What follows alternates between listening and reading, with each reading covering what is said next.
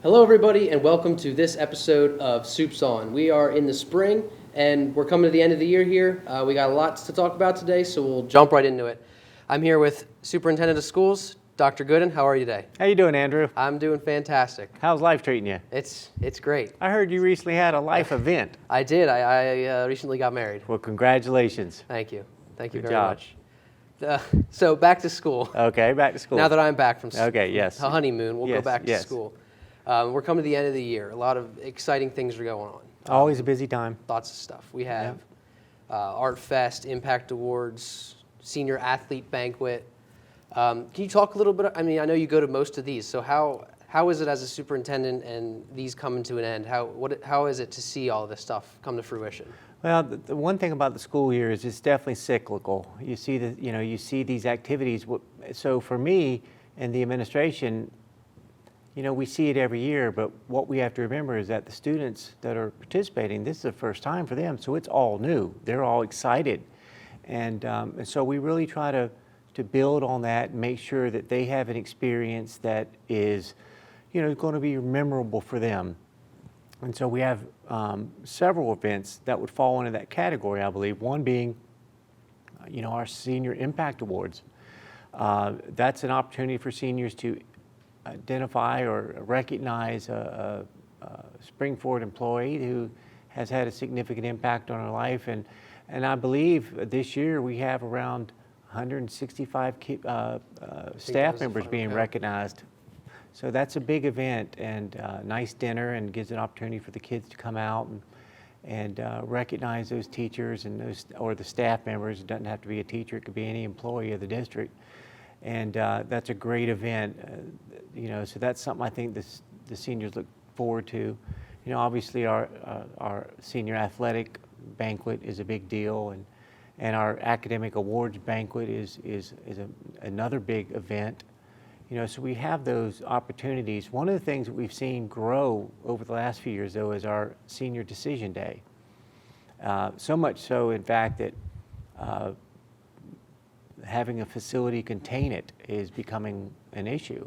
And that is the day that we recognize students and their post-high school plans, whether it's college, whether it's going into work, whether it's going into military. We want to recognize those decisions. And so we have the parents come out and the kids come out, and it's just a great event. But it's large and it's crowded. And I've heard that. I think, don't they need a new facility, or it was in the FPC, then that was too big. Yeah. So they took it to the cafeteria, Yeah. and now that's getting too big. It was truly standing room only in the cafeteria this year. So it's a good problem to have. Yeah. But those are some of the events that we try to have for our students at the end of the year, for our seniors certainly. That is going to help them. It's a celebration of their the conclusion of their public education and kind of the capstone of their time here with us. So we have lots of that. Obviously, we have prom. That's always a big event. And next year will be the first time that we split our junior and senior event into two different dances, two different prom nights, because it's just gotten so large, and we just don't have a venue close to us or far away from us that can handle those that many kids.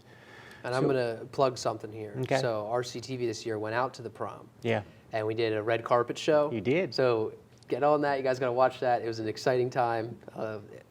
So far, it's been getting a lot of buzz. Has it? So it was an awesome project. That was a lot of fun. Good. So coming back from prom, the students then have to look forward to graduation. Right. That's June 14th, Yep. 7 o'clock, rain or shine. Rain or shine. We're here. Did you plan your speech yet? Have you been writing that? Dang. Yeah, I'll have to get to that. No, I'll have it ready. Well, if you need help, give me a call. Okay. Yeah. So transitioning from events and the seniors, more going into the district as a whole. Mm-hmm. We recently, awesome stuff, Office of Safety and Security. So we created this department, Yes. and we hired Chief Boyer Yes. and Officer Greenwood to help expand our safety and security around Springford. Can you go into Chief Boyer's position a little bit more and Officer Greenwood? Well, for a number of years, we've had police officers that worked within the district, but it was more of it wasn't really a department, and we had the officers on staff, but it really wasn't.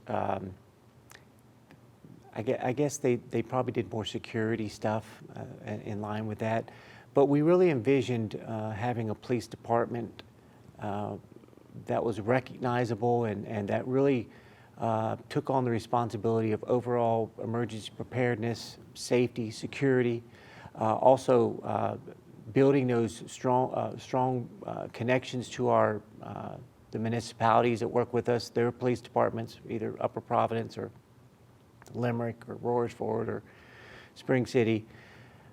So Chief Boyer has come in and really within the last year created a police department. I've just been reviewing the operations manual for the police department, and it's about 3.5 inches thick, in addition to various policies that we needed. And so having Chief on board to organize and to manage all of that has really been significant in providing upgrades to our safety and security and emergency preparedness operations within the district. I can't say enough about that move and the benefit that it has brought to the district. We are also, as you mentioned, we have a chief, we have 3 officers, and we have 1 school resource officer or security individual. But we're looking at adding 3 additional officers over the next year. So that would give us a total of 6 officers, 1 chief, and one security. And so that's going to provide a fair amount of coverage to the district for emergency situations, as well as monitoring and taking care of the day-to-day issues that arise within any school. And but we're fortunate to have some very dedicated, qualified individuals. Our most recent hire is, as you mentioned, Bob Greenwood, very distinguished career and out in the community and very recognized, and as well as Officer Phillips and Officer Eggleston have been with us for a few years.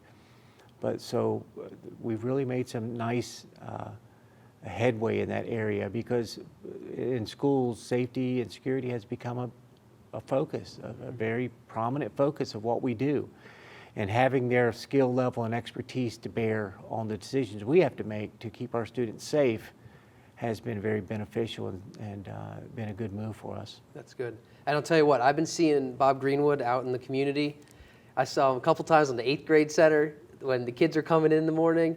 The kids are waving, they're giving him high fives. It really seems like a positive atmosphere with him around. And even Chief, I see him out at the Flex building all the time, really interacting with the students. And I think that makes them feel safe You're right. in the bigger, larger scheme of things. You're right, it does. And I've noticed that all of our officers really go above and beyond in building those relationships with our students and making them feel safe and being a support and a resource to our parents as well.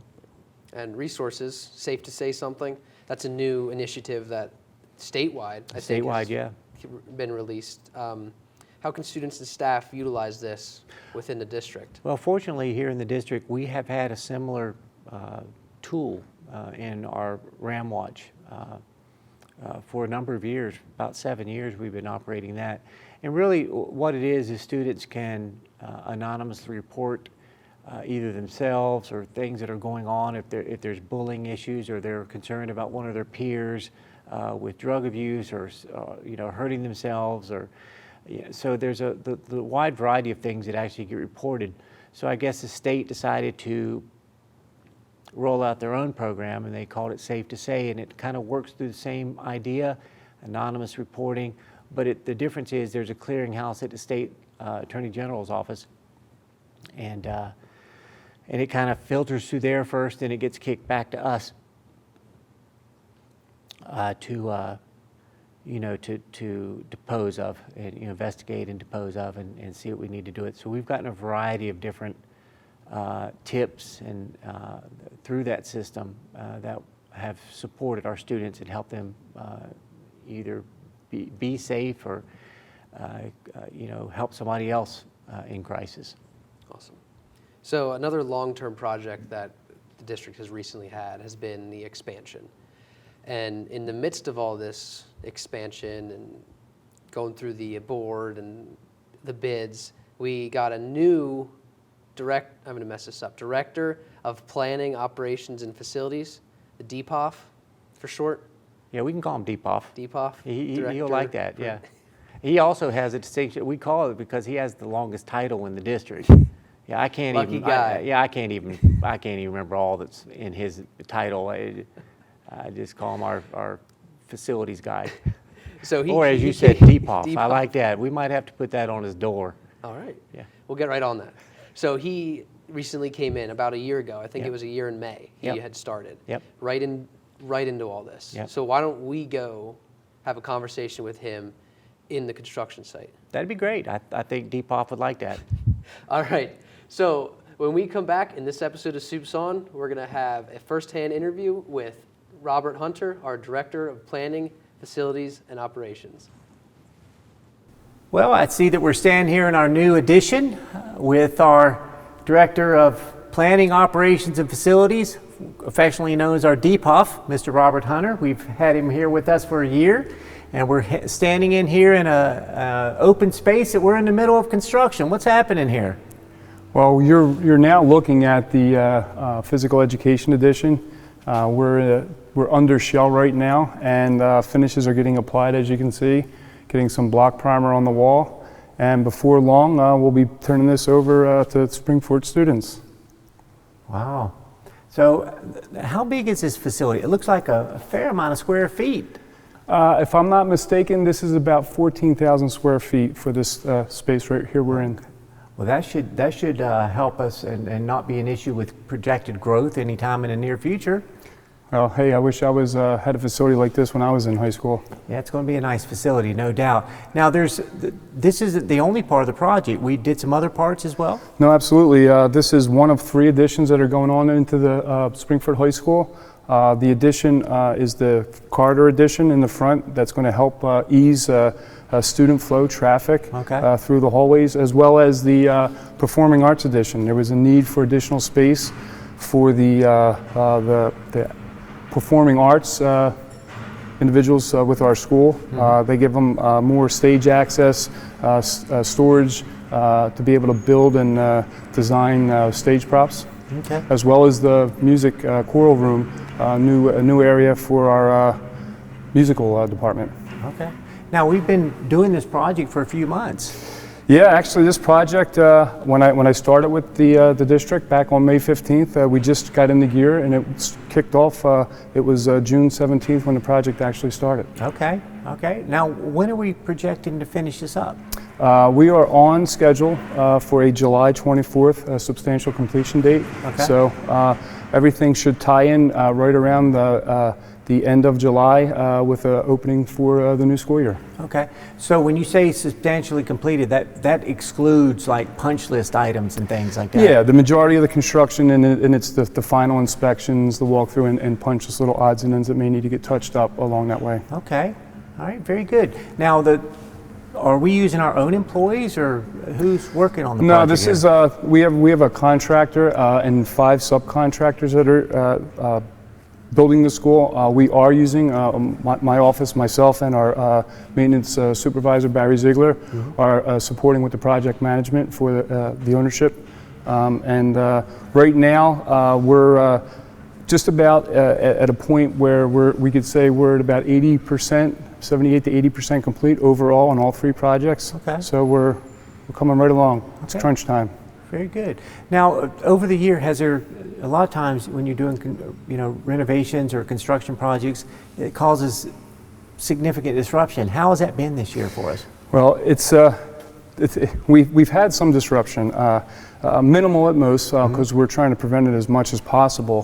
One that comes to mind is the roof work, hot tar work. Right. So it does have a little odor. Yeah, it does have an odor, but we try to mitigate as much of that as we can, monitoring our HVAC systems and scheduling and trying to do as much when the building's not occupied. Okay. So we're looking at really trying to get this thing done this summer so that we're potentially going to be ready to open up Muse facility at the beginning of the school year. Absolutely. We are on track for this to be done on schedule as it stands right now, and to be ready for operation for the start of the new school year. All right. So Mr. Hunter, just a little bit about yourself. You say you've been with the district for a year. Yes. But were you involved in schools before this? Yes. I worked for the School District of Philadelphia. Okay. I was in facilities for 22 and a half years. And it's funny how Springford came across my desk. A colleague of mine has two sons that go to the high school. Okay. And he sent me a job flyer. And I looked at the job flyer and I looked up Springford School District and I said, wow, that's pretty interesting. And I thought maybe let me check it out. And the rest was history. Had an interview and I came out onto the grounds early enough, and I really was impressed with what I saw, the grounds, the schools, the buildings, and after a stringent interview process that you drug me through, it was I guess it was meant to be. But I've been a year. May 15th was a year, and I think it's the best decision I made. Really enjoy working here. The people I work with, the students, the community. I really enjoy being here. Well, we're glad to have you here. We've heard nothing but positive things, and really, remember the tipping point to get you in the door was that you knew what a framing hammer was. Yeah, I do remember that. During the first interview, Doc was asking some questions, and then all of a sudden, a hammer gets slammed down on the table, and the question was asked, "What is this?" And of course, when I saw it, I knew it was a framing hammer, and that was the litmus test, I guess, to get to the second interview. So it was pretty interesting. I took that concept in a presentation that I had for my final interview, and I used some props along the way to help influence the auditioning team, interview team, and apparently it worked. Very good. Well, Robert, we're glad to have you here at Springford with us. We appreciate all that you do. And once again, this is Dr. Gooden signing off for Soups On. You have a great summer.